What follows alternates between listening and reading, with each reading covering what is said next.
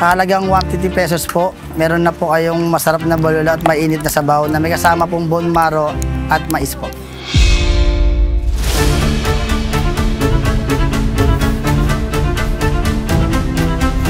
Only sabaw with drinks po.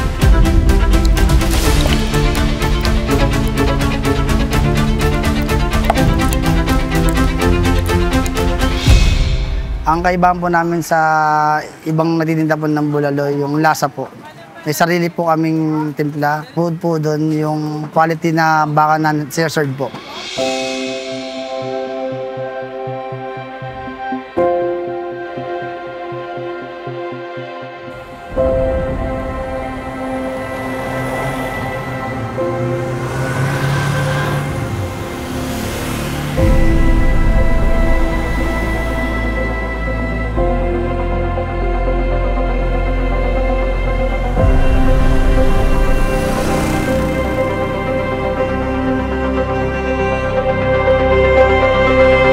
Ang address po namin is Langari Street, Caloocan City po.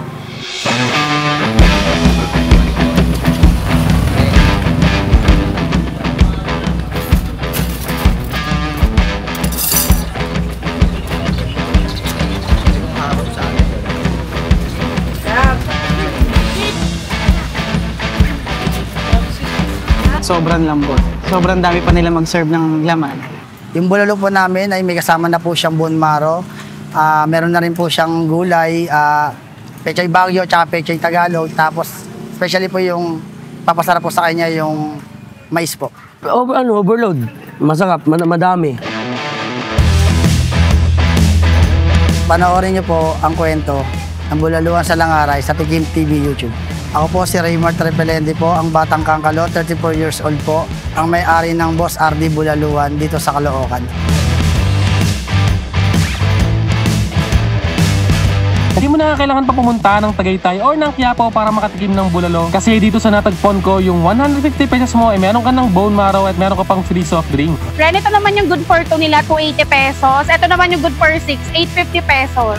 Ali na rin yung rice nito, ali sabaw. May libre pang soft drink. Nablog na rin po kami ni Madam Friend po. May kasama pang bone marrow. Grabe. 150 pesos, may kasama ng bone marrow. And malaki yung bone marrow, ah. Okay naman daw po yung serving, tsaka yung mga tao po namin na very good naman po sila mag-serve. Yung service nila. Goods naman, pagka nakita nilang konti na lang yung kunyari, sabaw, dinalagyan naman agad kung kailangan nyo na. Only rice kasi ito. Tinatanong agad kung gusto nyo kakanin. Okay naman, service. Goods naman. And quality naman po yung beef namin and yung sabaw po. And si Boss Judel po. Nagsiserve sila dito ng for as low as 150 pesos na bulalo na naka-only rice ka na at meron pang free soft drink. Only sabaw din po. Plus, meron pa yung palibreng bone marrow, guys, oh. Grabe, friend, no? Only rice din po kami. Tapos may free soft drinks po. Bale, ito nga pala yung Boss R&D Bulaluan sa Langaray na matatagpuan mo nga lang dito sa kabaan ng Langaray Market, South Caloocan City.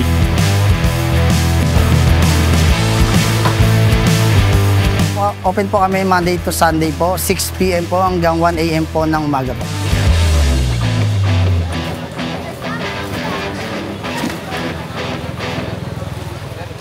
Dati po nagtatrabaho sa restaurant po. Then nangarap po kami magtayo ng asawa ko ng negosyo para po matupad po namin yung mga pangangailangan ng mga anak po namin. Marami po akong negosyo, sir. Para may mga buy and sell din po ako. Negosyo po namin umabot na ng 5 years po. Pero dito po sa Bulaluan po ay bago lang po. Mas 1 week pa lang po. Inaisip po na magtinda ng bulalo kasi kadalasan po namin nasa Tagaytay po kami. Kumakain po kami ng bulalo. Tapos pag nag-outing po kami, ako po yung tagaluto nila. Yan din po yung serve ko sa kanila, sa mga kasamahan ko po sa swimming. Kaya napag-special po namin ng asawa ko na itry po namin yung pagtitinda po ng bulalo. Pasya po kami ng asawa ko na maghanap po dito ng pwesto po. Then yung nakita po namin yung sa FB na available po yung pwesto, ginrab na po namin. At nag-agad po kami, nagtayo agad ng Bulaluan.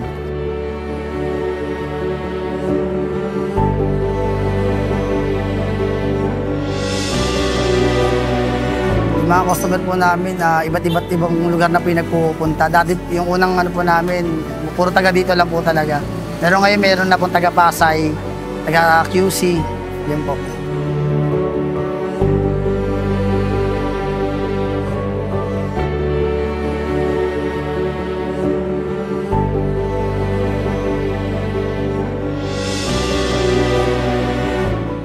paramdam po namin na napakasaya po na tinatangkilik po kami ng mga mamamayang Pilipino po na naniniwala po sa timpla po namin, sa quality po ng bulalo po namin.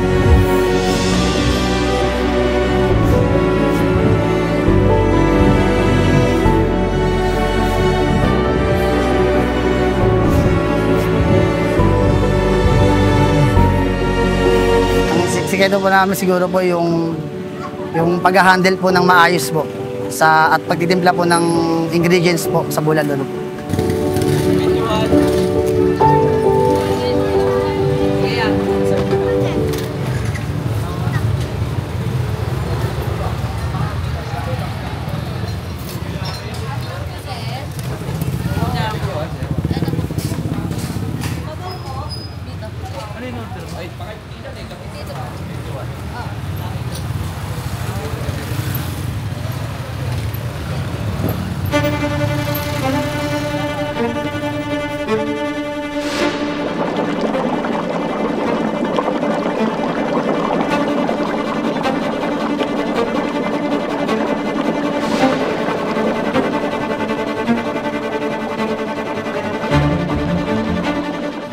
Natutunan ko po sa pagpapatayo po ng negosyo po yung kailangan po consistent po tayo sa lasa po tsaka sa quality beef po na isa-serve po natin sa customer po.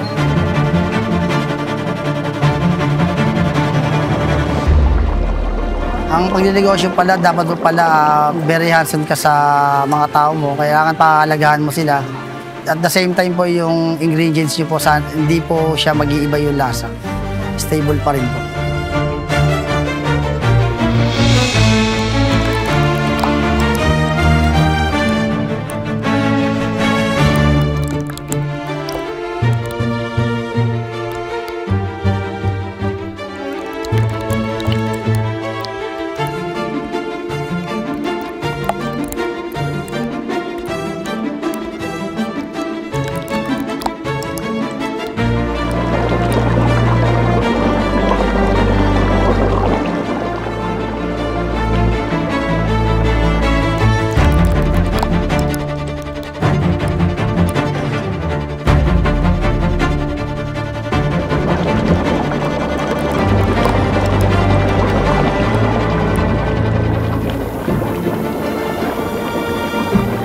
Mga condiments din po tayo dyan, naka-separate din po. May mga patis din po, kompleto po, mga kalamansi sili po.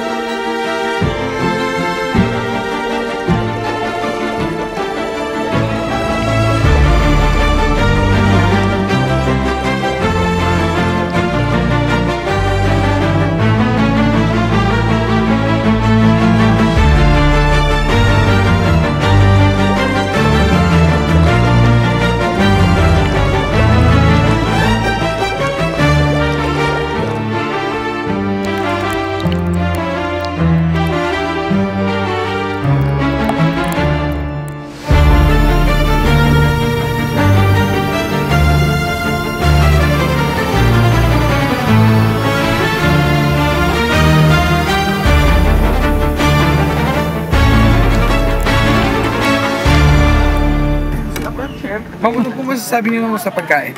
Sobrang lasang bakang-baka, tapos sobrang dami talaga nila mag-serve. Itong in-order namin. It's very affordable. It's very affordable. I think it's because binase nila dito sa area. Tag 280 nga lang to eh. Sulit kami. Hindi nga namin maubos. Generous serving. Look, it's supposed to be good for 3 persons, pero I think mga kape dito, pwede niya mapakain yung 4 o 5. Sulit na sulit po yung price niya sa good for 4. Talagang only, Yung karne sobrang lambot, Baban lambot. Baban sarap. fresh yung mais, tapos yung mga veggies na hinalo, hindi siya overcook. hindi siya katulad ng ibang na ibang bulaluhan na walang lasa. Ito talaga recommended. Ay, highly recommended talaga. Yan. Kaya talagang babalik-balik. Puntahan nyo na lang. So, mabubusog talaga kayo.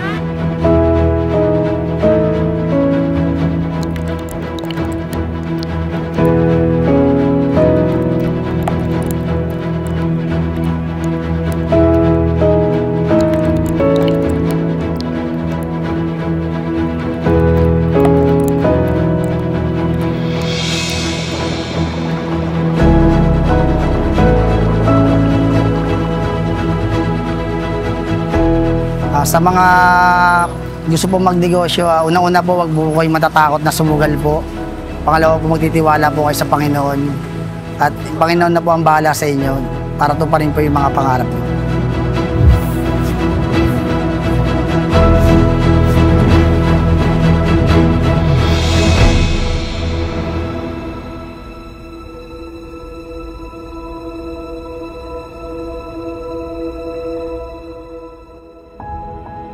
Nagpapasalamat ako sa mga customer ko sa araw-araw na walang samang sumusuporta. Sa mga batang kangkalo po, inibitahan ko po kayo na kumain dito sa Langaray, sa Boss RD Bulaluhan po.